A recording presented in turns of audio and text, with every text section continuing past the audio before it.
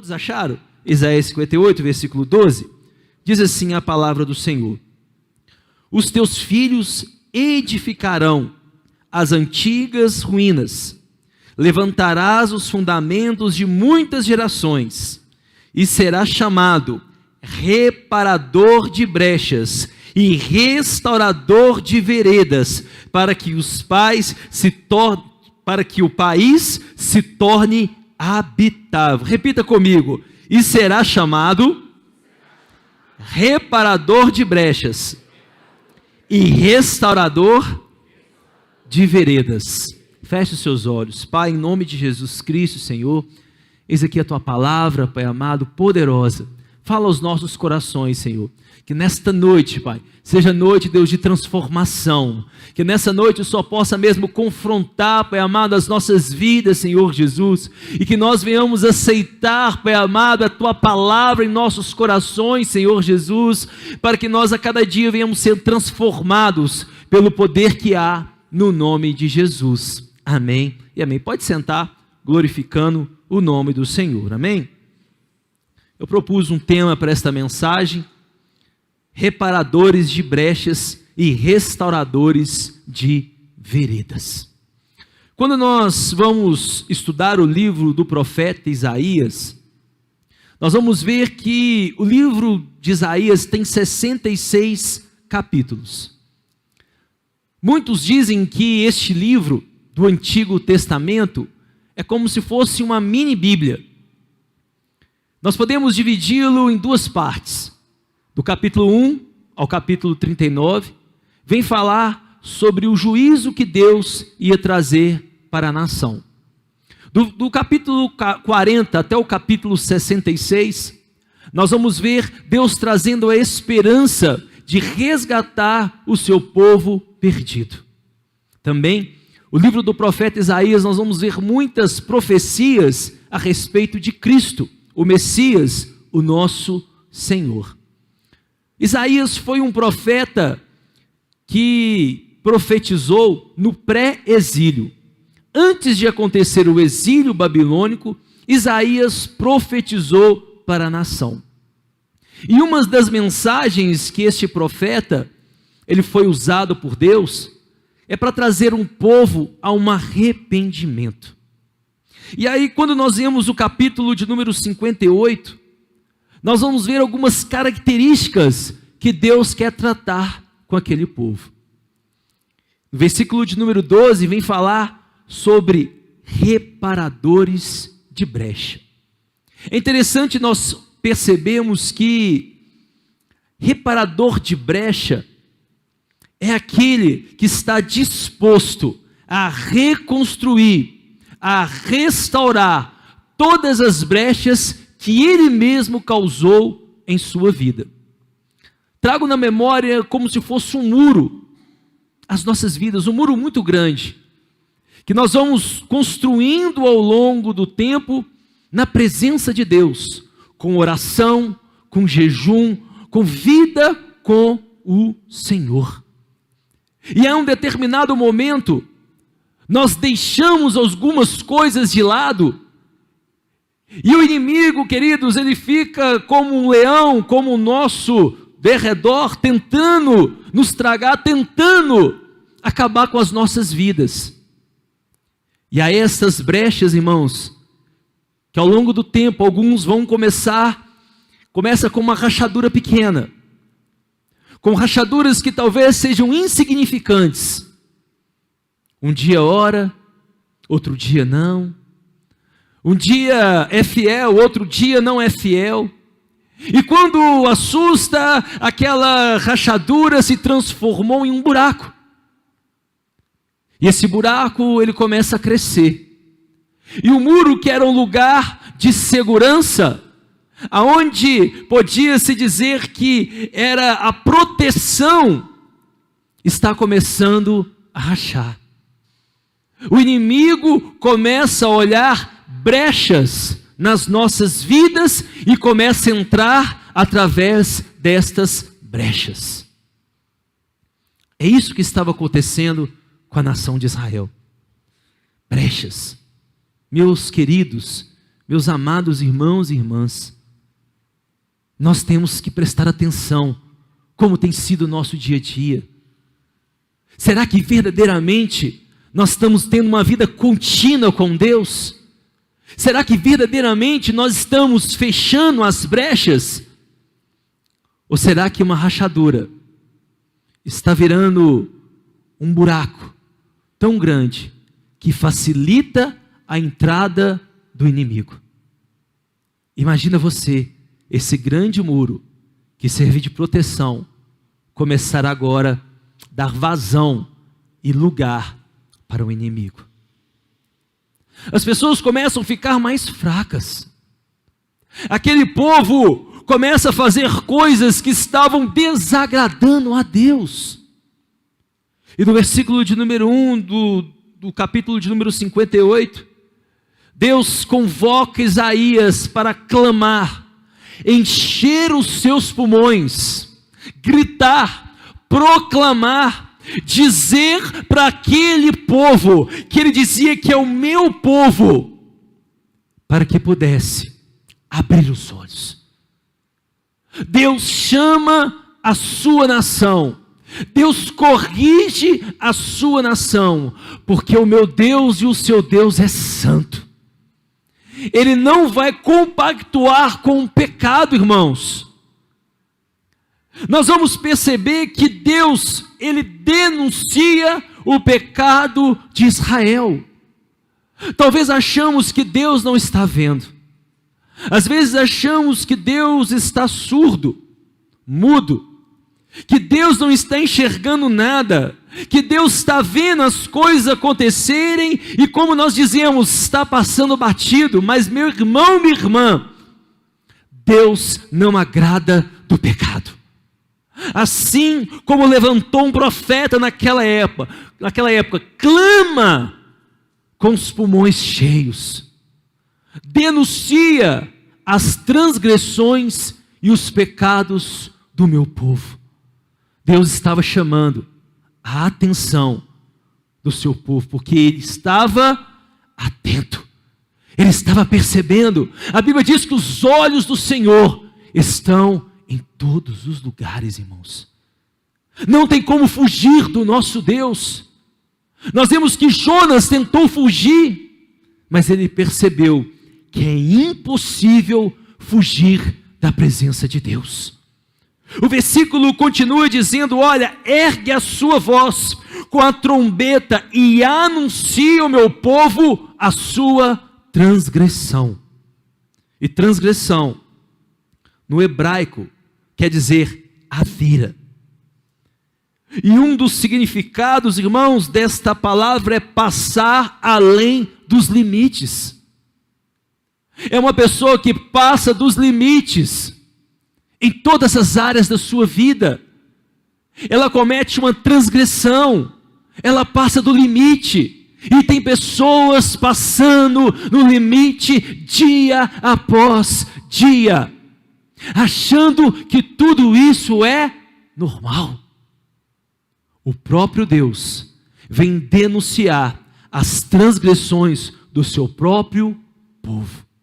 Ele vem dizer: olha, a casa de Jacó, denuncie o pecado da casa de Jacó, denuncie as transgressões, a desobediência do meu povo.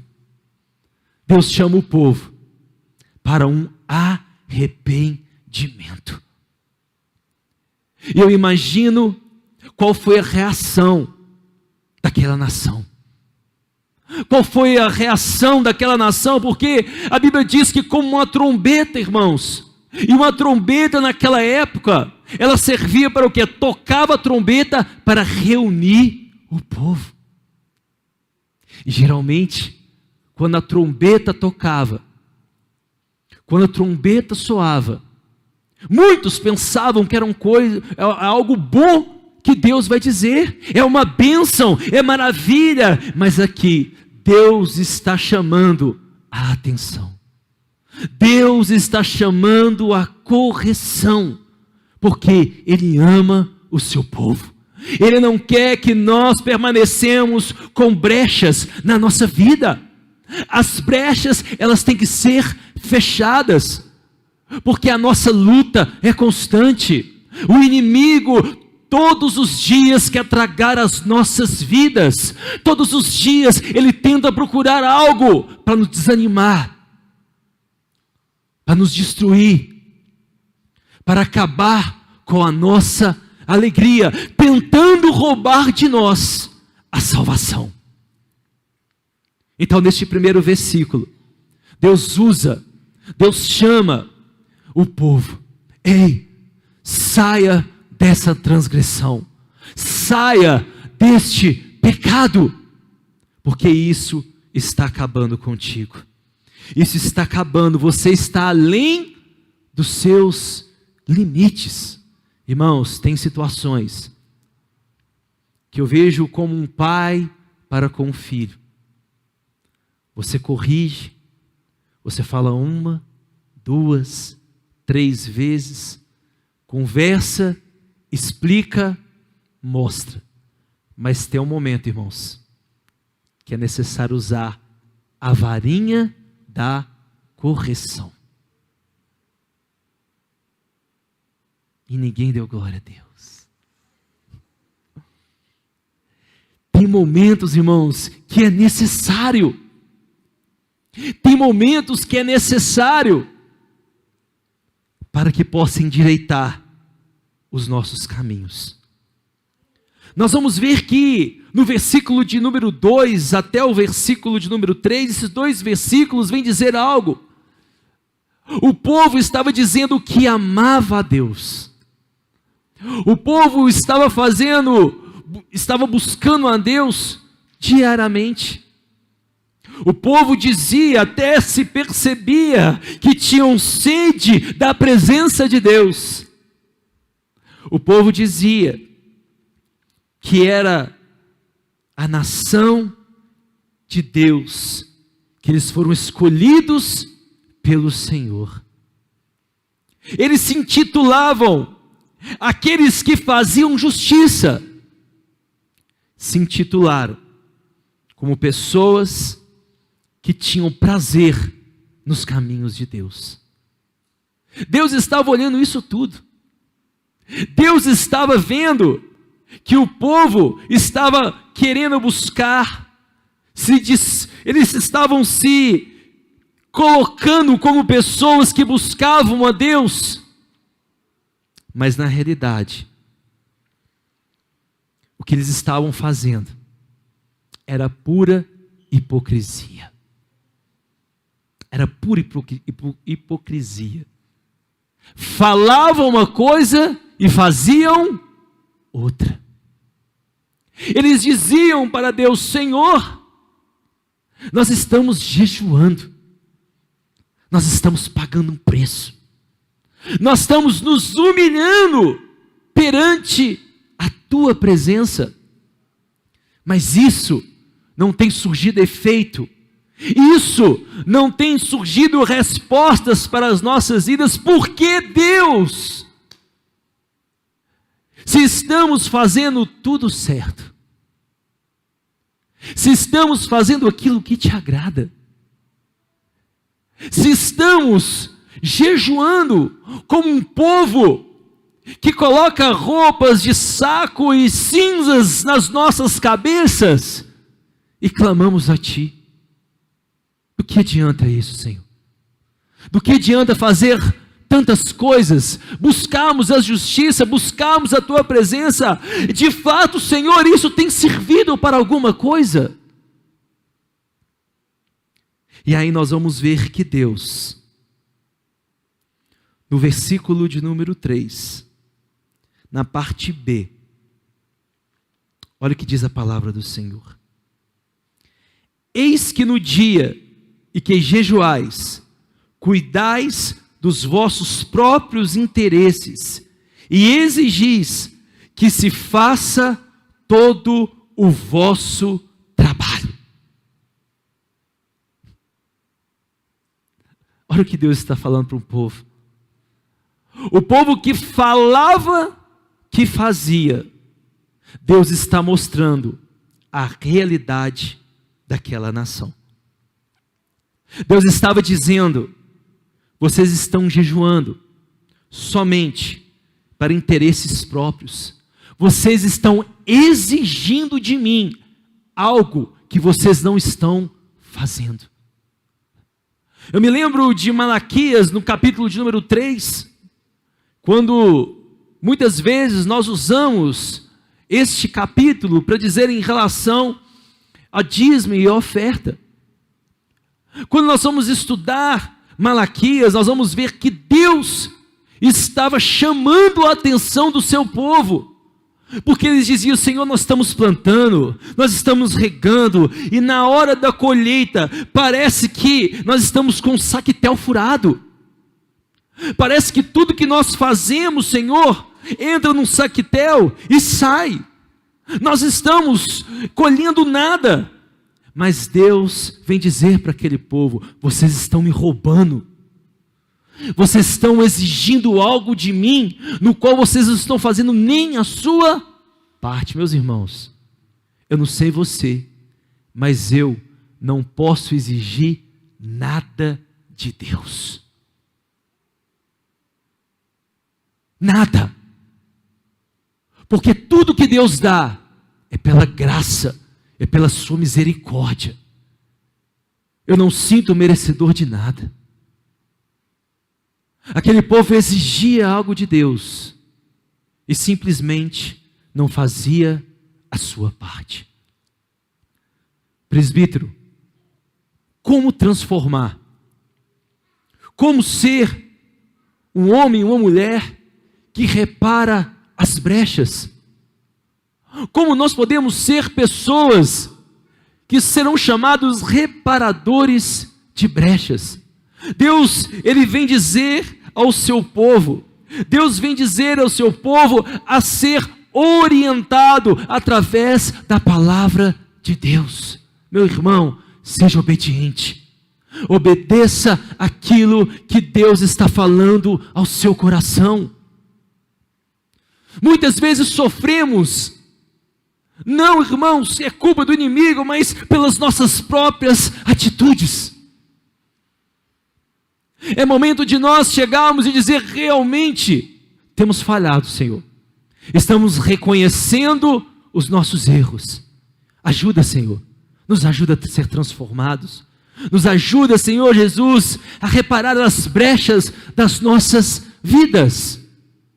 Porque quando dizemos que isso não tem nada a ver, aquilo não tem nada a ver, isso você está sendo religioso demais.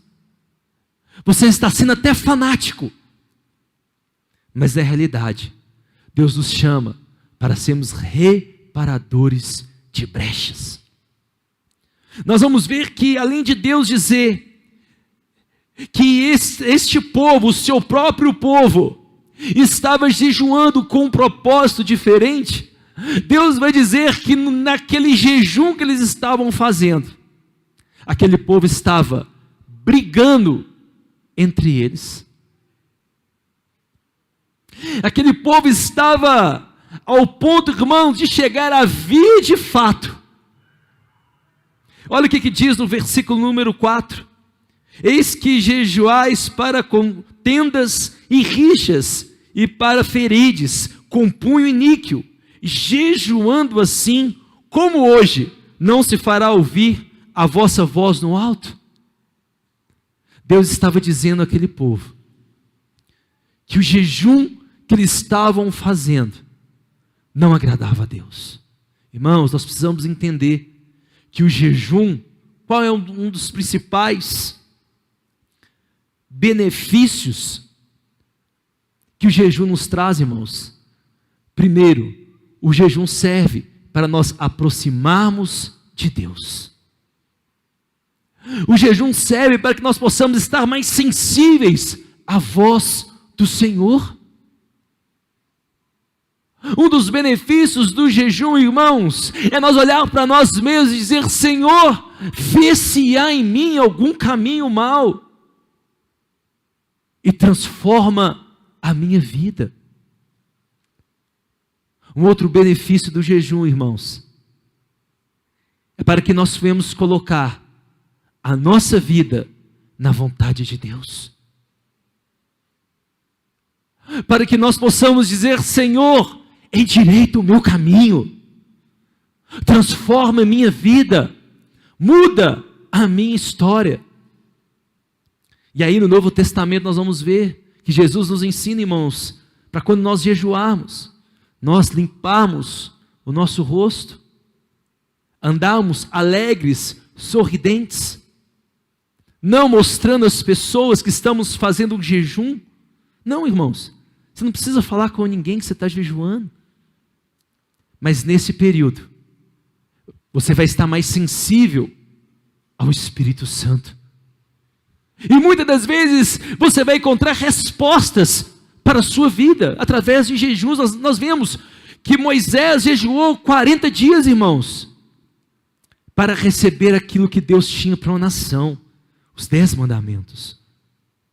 Nós vemos que uma nação jejuou em prol de uma causa. Nós vemos que quando Esther chama Mardoqueu, convoca o povo para que ele pudesse jejuar em prol de uma causa, aquele povo se uniu, jejuou, não comeu, não bebeu, irmãos, estava ali em oração, e Deus operou, Deus agiu.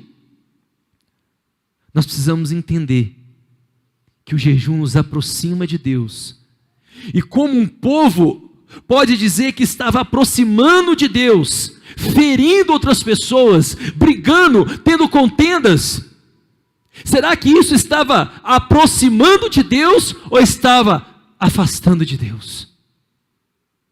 Fique aí como reflexão para o seu entendimento. Reparadores de brechas são aqueles que buscam a presença de Deus em suas vidas. Reparadores de brechas, irmãos, são aqueles que não dão margem para o inimigo. São aqueles que estão disponíveis a uma mudança sincera. Olha para dentro de você. Olha para dentro de você e realmente pede ao seu Senhor: eu preciso mudar isso. Senhor, eu confesso o meu pecado. Senhor, é difícil, Senhor, fazer isso, mas Senhor, me dê força. Eu não quero ser mais aquele que tem uma brecha escancarada na minha vida, onde o inimigo entra e faz uma arruaça. Não, Senhor. Irmãos, eu tenho lutado com algumas coisas na minha vida, não é fácil. É luta. Sabe por quê? Quando nós percebemos que coisas estão nos afastando da presença de Deus, irmão, nós temos que abrir mão mesmo. Mas não é fácil. Mas é necessário. É necessário. É necessário abrir mão de coisas, porque Jesus abriu mão, irmãos, da sua glória para estar comigo e contigo. Deus vai te dar força. Você vai conseguir tampar esta brecha, e o seu muro vai ser restaurado para a glória de Deus. Vai ser restaurado. Aleluia. Um restaurador de brechas é aquele que alimenta o faminto. Versículo 7.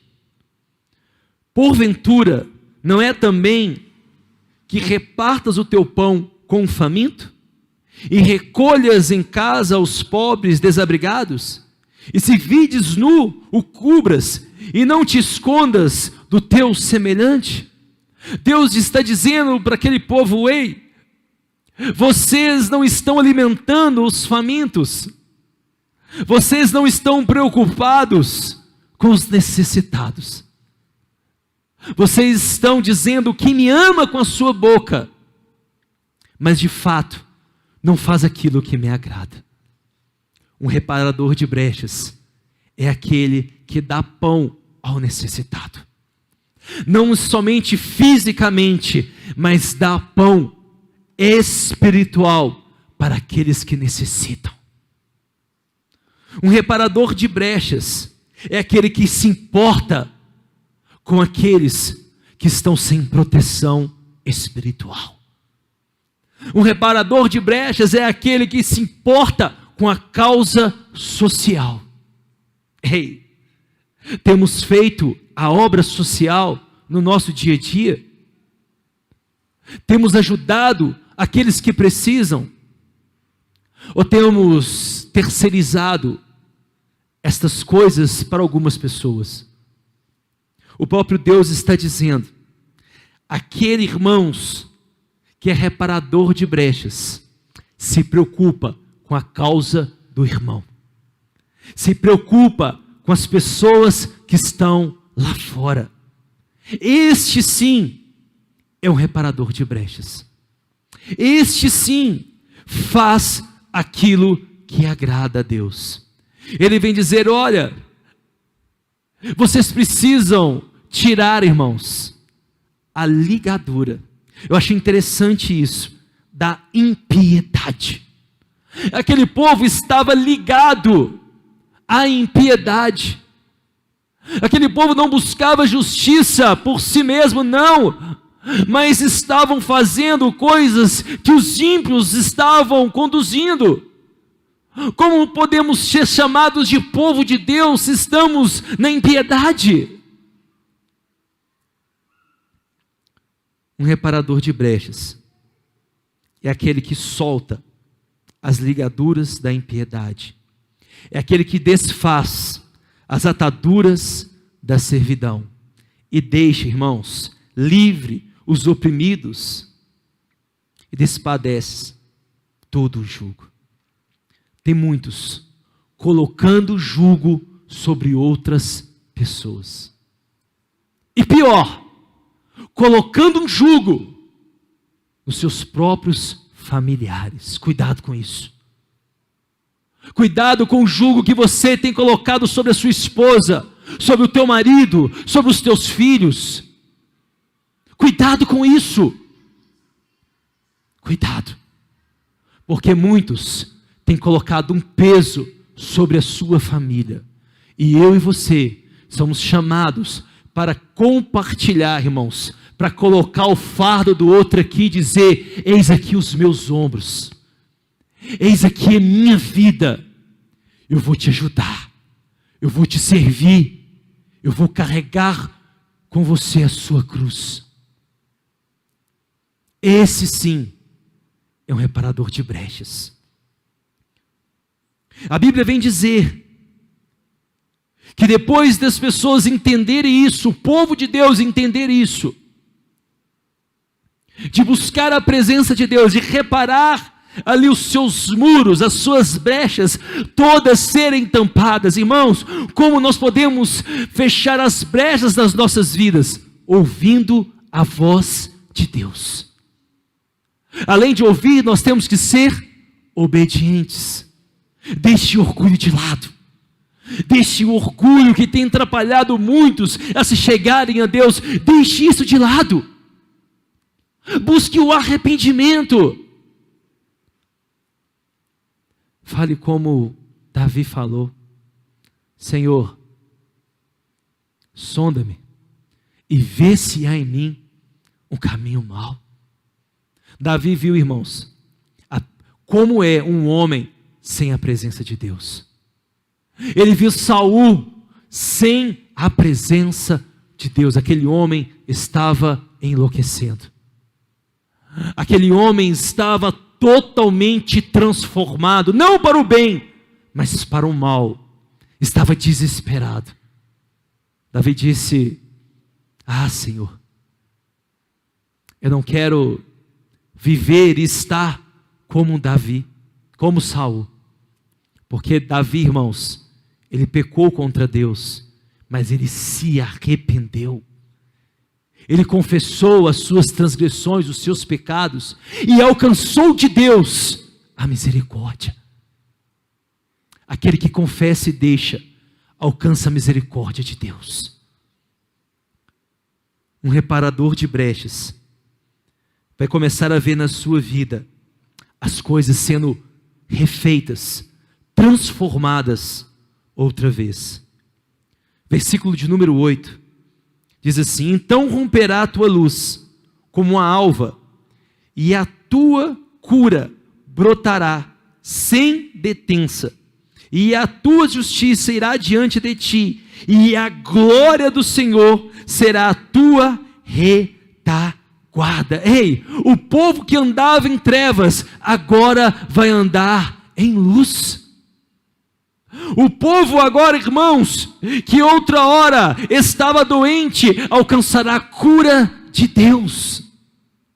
Aquele povo que andava sem a presença, a Bíblia diz que o Senhor ia e estará sobre a sua retaguarda. Irmãos, como é bom entender isso. Como é bom saber que Deus está nos protegendo. Como é bom saber que Deus, Ele é conosco. A partir do momento que nós confessamos e deixamos as nossas transgressões, nós vamos alcançar a cura de Deus sobre as nossas vidas. Talvez você tenha dito que a sua vida nada vai para frente, nada está dando certo. Talvez você culpa o irmão do lado, da direita, da esquerda, sua família, os seus amigos. Você culpa todo mundo, menos você. Menos você. Todos são errados, todos são falhos. Talvez você disse que ninguém presta, que nada acontece na minha vida, Deus não me ama.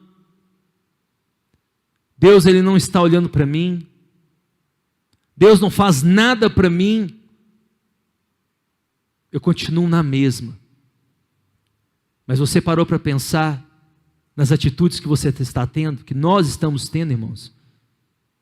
Você parou para pensar que, de vez você olhar para o próximo, você tem que olhar para você mesmo e dizer: Senhor, eu preciso mudar tantas coisas. Eu preciso tirar as transgressões da minha vida. Eu preciso tirar tantas coisas na minha vida.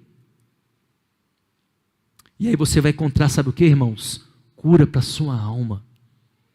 A sua alma que está doente, a tua alma que está ferida. Quem pode transformar, irmãos, quem pode te restaurar, quem pode colocar um bálsamo nessa ferida se chama Jesus Cristo de Nazaré.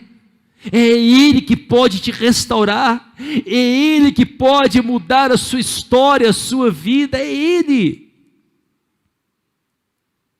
Você vai ver, no versículo 9 vem dizer: então clamarás e o Senhor te responderá. Há momentos que nós oramos a Deus, a resposta é imediata. Às vezes ela demora um tempo, às vezes ela demora a chegar mais tempo. E aí eu não sei vocês, se já pensaram assim: Senhor, essa resposta não está vindo. O que está acontecendo, Senhor? Nós sabemos que há momentos, irmãos, que Deus, Ele vai falar aos nossos corações. E há momentos que nós vamos ter que esperar Deus falar. Mas você já parou para pensar? Será porque Deus não está respondendo porque eu tenho andado falho? Será que você tem parado para pensar e dizer: será que a resposta de Deus não está vindo porque eu estou transgredindo a Deus? Será, irmãos? Esse versículo nos mostra que isso é possível. Está tendo uma barreira, irmãos, entre a sinceridade e a realidade. Será que temos sido sinceros com Deus? Será que nós temos realmente sido sinceros com o Senhor? Ou às vezes achamos que somos super crentes. Nós não vamos falhar, eu não erro, eu não falho, eu. Deixa o eu sou dominar a sua vida. Tira o seu eu e deixa o eu sou, o Todo-Poderoso, governar a sua casa, governar a sua vida.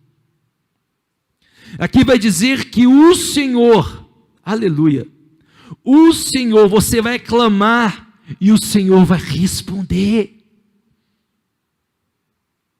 Irmãos, mesmo diante do Senhor, Senhor, eu estou falho, mas me ajuda a melhorar.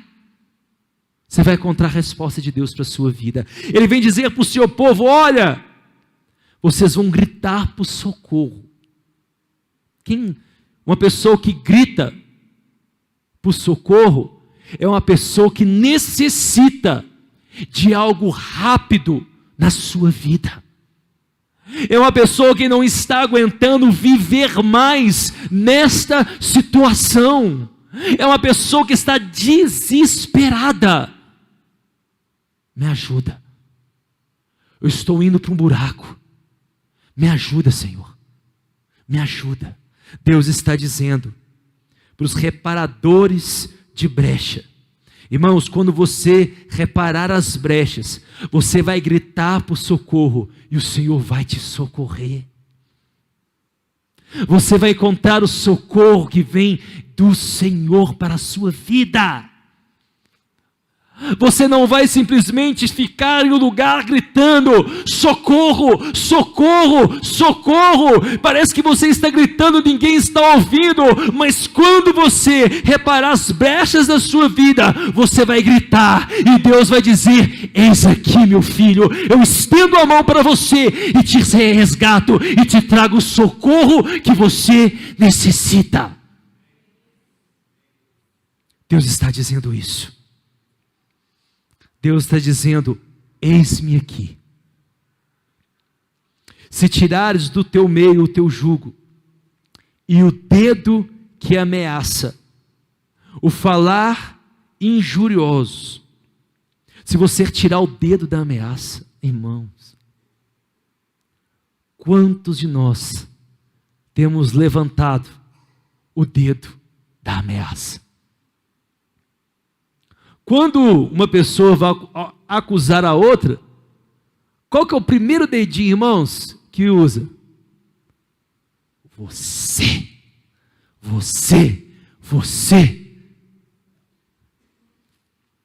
Deus está dizendo: tira esse dedo. Tira esse, irmãos, não estou dizendo para você arrancar o dedo não, viu? O presbítero falou assim, que agora tem que arrancar esse dedo aqui. Não, não é isso não, irmãos. Mas é o apontar. O dedo da injustiça. O povo não estava agradando a Deus e ainda por cima apontava o dedo. Deus pede para tirar esse dedo, irmãos, de acusador. Esse dedo que não está te levando a lugar nenhum. Deus pede para tirar isso. Tira esse dedo de ameaça. Talvez a gente busca e ora a Deus para que nós possamos ter domínio próprio. Quem ora pedindo isso? Só eu? Só mais? Glória a Deus, irmãos. Deus abençoe vocês, viu? Amém. Domínio próprio. Não, muita gente não levantou a mão, não. Glória a Deus, o pessoal está... Amém. Domínio próprio. Sabe por quê? Às vezes acontece algo com a gente, a gente...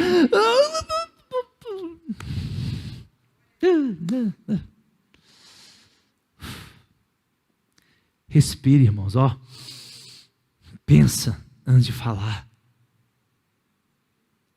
Porque às vezes quando as pessoas falam com a gente, fulano de tal, está chegando aqui e tal, falando nisso, mas aí você começa. Não aceita correção. Não aceita ser corrigido. Sabe, irmãos, a correção sempre é com amor. Por que o pai corrige o filho? Porque odeia? Sim ou não? Mas por quê? Porque ama, irmãos. Às vezes você vai corrigir o filho ali, depois você vai e chora. Mas você faz porque sabe, é aquilo que ele precisa. Quando Deus nos corrige, irmãos, não é porque, sabe, ele nos ama. Sabe, Ele nos ama. Vamos tirar esse dedo, vamos, amém? Amém, irmãos? Em nome de Jesus Cristo. Versículo 10, se abris a tua alma ao faminto, e fartares a tua alma aflita, então a tua luz nascerá das trevas, e a tua escuridão será como o meio-dia. Nós temos que alimentar as pessoas, irmãos, não somente fisicamente, mas espiritualmente. Sabe? Abra a tua alma. Seja cada dia um homem, uma mulher generoso, generosa. Sabe? Que nós possamos aprender a servir. Eu tinha notado que antigamente eu dava preferência para todo mundo, quase todo mundo, para não falar errado, quase todo mundo, eu dava preferência no trânsito. De uns tempos para cá eu não estava dando mais preferência, irmãos. Eu falei, misericórdia, que é isso, Senhor? Que obra estranha é essa? Gente, é algo simples, irmãos. Aí você quer dirigir lá, não, chegar primeiro. Eu falei, não, meu Deus, tem que mudar isso na minha vida. Porque às vezes a gente vai perdendo, sabe o que, irmãos? A essência. Deus está falando aqui, não é com um povo estranho, não, está falando com o seu próprio povo. Às vezes a gente vai perdendo a essência em algumas coisas na nossa vida. Sabe, quando a gente assusta, a gente está uma pessoa ignorante, que pensa em si mesmo. Eu falei, Deus, em nome de Jesus, eu quero mudar isso. Eu vou começar a dar preferência. Irmãos, já aconteceu algo na minha vida que foi semana passada. O motorista veio dizer para mim assim, eu falei assim, me perdoa. Nossa, tem que ver a cara dele, irmãos. Ele estava pronto para uma briga. Eu errei, eu vacilei, irmãos. Acontece. Na hora que ele veio, me perdoa. Ele já olhou para mim assim, irmão, sabe aquele olhar assim, ó. Essa é a resposta que eu queria. Ele deu aquele sorrisinho sem graça, cascou fora. Sabe? Às vezes a gente quer olhar, irmãos, e ainda eu cometi um erro, e ainda é possível eu quero brigar com a pessoa que ali está certa. Aí vai trazer o que, irmãos? Contendas. Aí um quer ser dono da verdade, o outro, mas na realidade quem estava errado sou eu. Não tem discussão não, irmãos. Não tem erro. E dá para evitar isso na nossa vida, sabe? Quando a gente olha, ó, para a gente mesmo. O versículo 11 vem dizer sobre uma bênção que Deus nos dará. Olha só, o Senhor te guiará continuamente. Deus vai guiar o teu povo, irmãos, continuamente. Não apenas um período, mas aqui o que Deus estava dizendo para aquele povo. O regresso deles para Jerusalém. Aquele povo ainda estava no cativeiro babilônico. Mas eles iam ficar 70 anos. Mas a palavra de Deus já trazia uma promessa de restauração para as suas vidas. Uma palavra de restauração. Aquele povo ainda não estava naquele lugar, mas Deus estava dizendo, no seu retorno, quando vocês estiverem prontos, restaurados, eu vou estar com vocês neste novo caminho.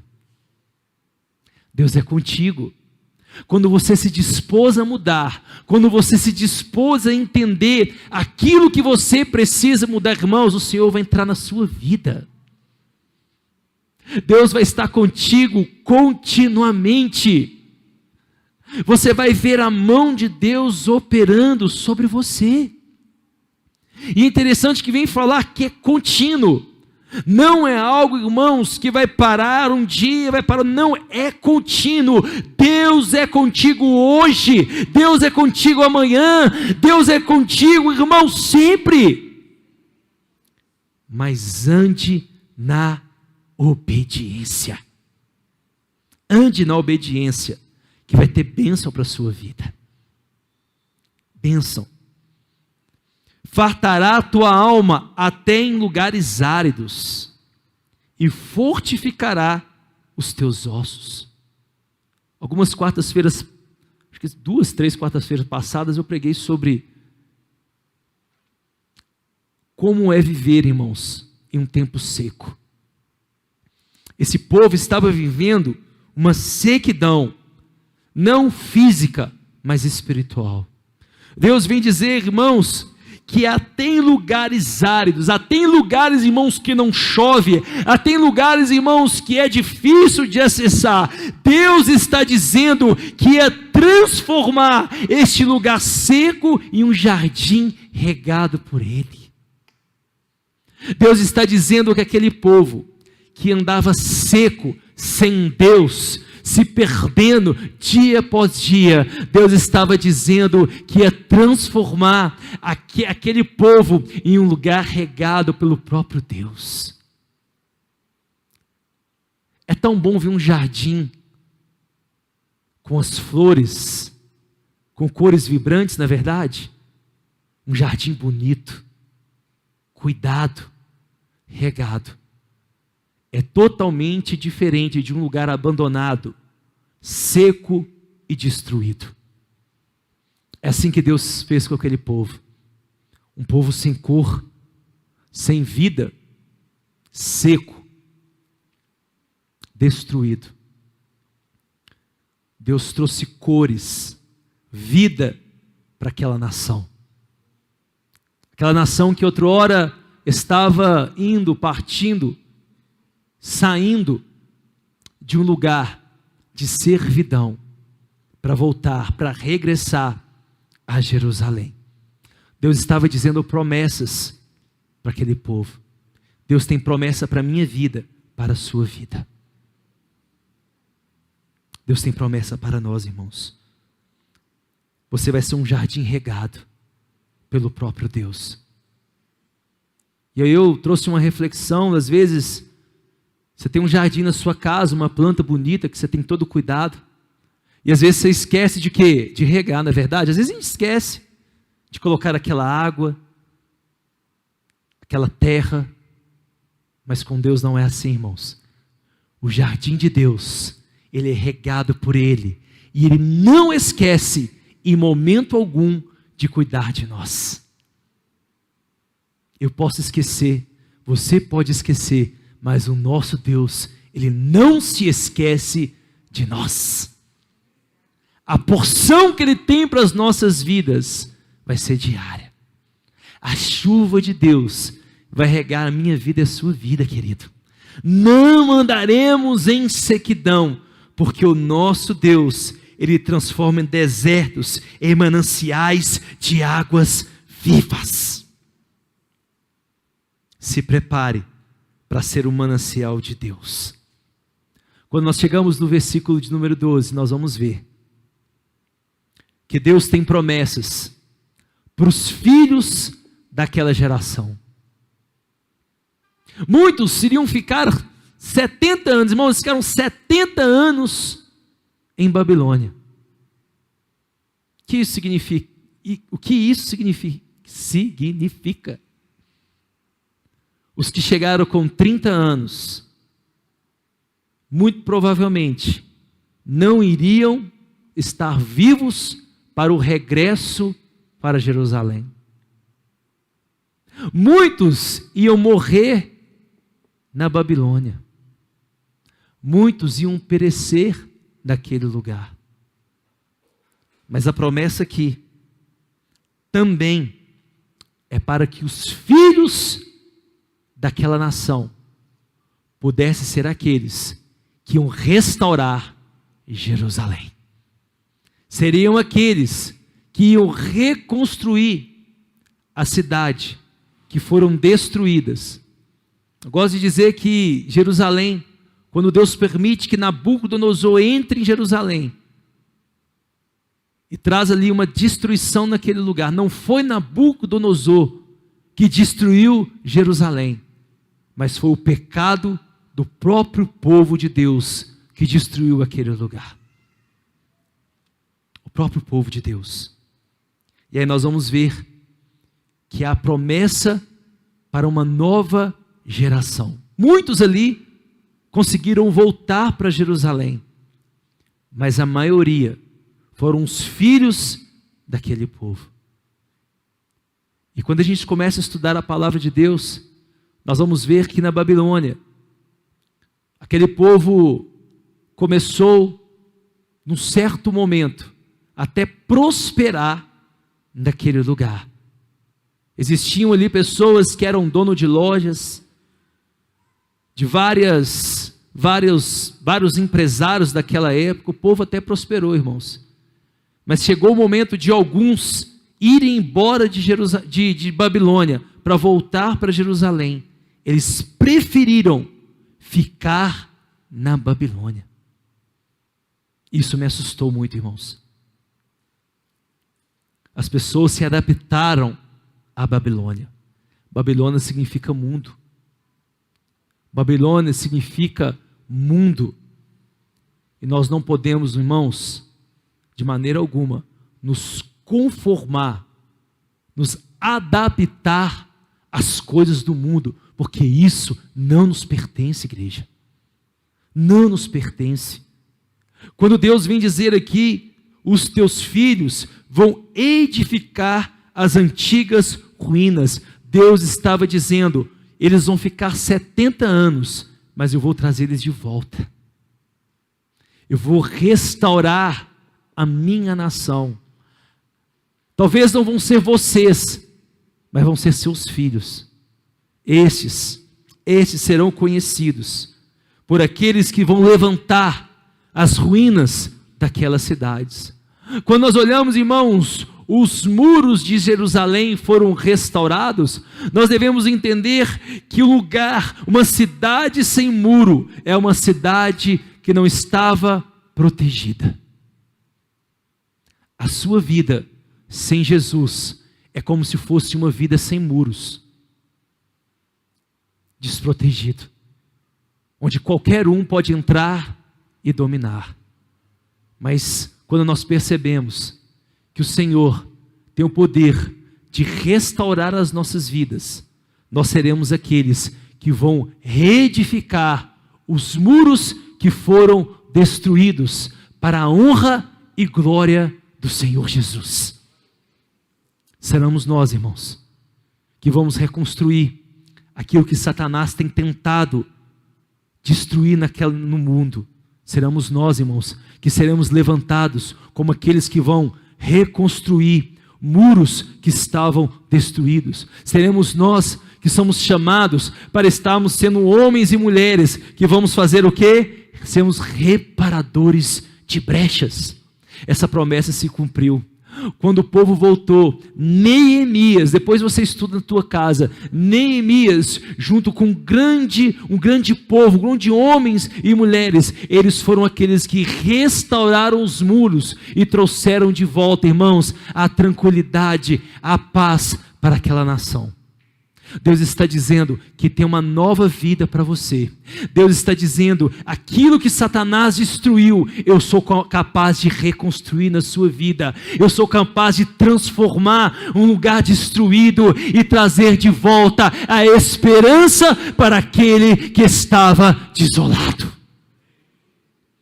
Deus está dizendo que aqueles homens seriam aquela geração, seria a geração que será chamado de reparadores de brechas. Ei, que nesta oportunidade você possa entender que nós somos chamados, irmãos, para serem homens e mulheres de Deus, para serem homens e mulheres que cumpram a vontade do Senhor, para que o Senhor venha dizer que verdadeiramente nós somos aqueles que restauram veredas. O que é veredas? Caminhos. Sabe aquele caminho, irmãos, que aquele povo tinha que fazer de volta? Não era um caminho físico, era o caminho espiritual. Deus ia trazer aquele povo, não da mesma maneira que eles chegaram, mas Deus ia trazer aquele povo num caminho de transformação. Seremos chamados aqueles que também vamos pregar a palavra do Senhor. Vamos dizer qual é o verdadeiro caminho. E as pessoas através da graça de Deus, se chegarão e saberão qual é o verdadeiro caminho que nós devemos seguir. Esse caminho se chama Jesus Cristo de Nazaré. Esse caminho se chama Jesus. Ele é o único caminho. Ele é aquele que é capaz de mudar a sua vida e restaurar a sua sorte.